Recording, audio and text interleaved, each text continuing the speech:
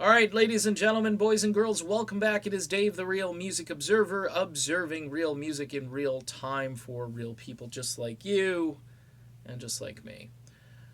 Pink Floyd drummer Nick Mason, who has his own band these days called Saucer Full of Secrets, uh, is lamenting the fact that Roger Waters and David Gilmour are apparently still fighting, or at least disagree enough where there probably will never be a true Pink Floyd reunion with Roger Waters. Mason calls it silly that these guys are still fighting and bickering, and even said that they're kind of both rather elderly men.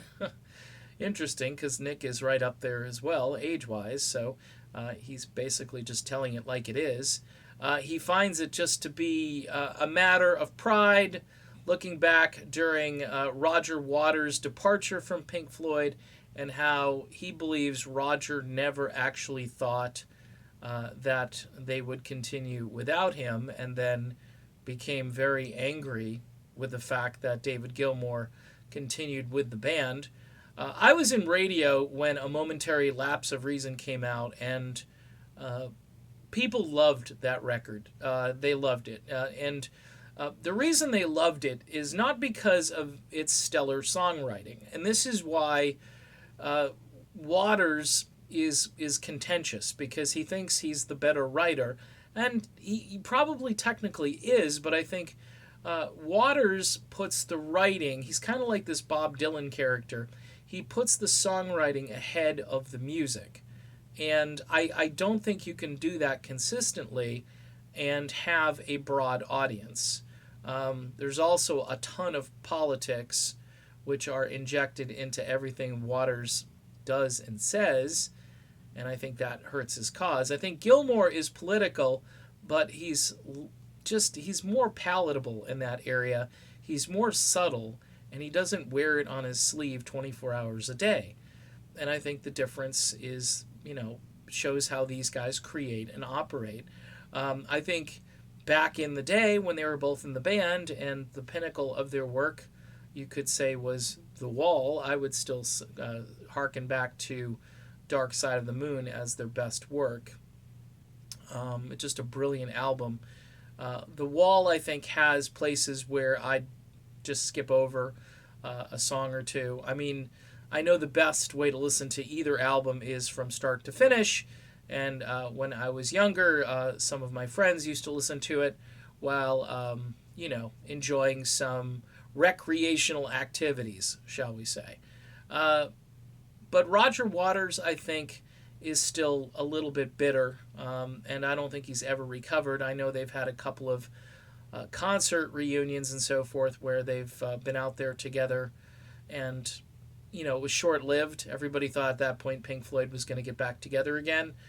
I think David Gilmour, though, really proved himself on the Division Bell. I think that album, if you didn't like A Momentary Lapse of Reason, I think the Division Bell really solidified David as, a legitimate leader of Pink Floyd. If you didn't like him before, at that point, you pretty much yelled uncle, unless you're had a hearing impairment, because it's a brilliant album from start to finish and contains some very memorable songs.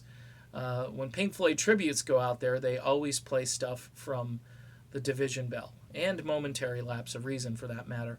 But this, it sounds almost like Nick Mason wants to get Pink Floyd back together again.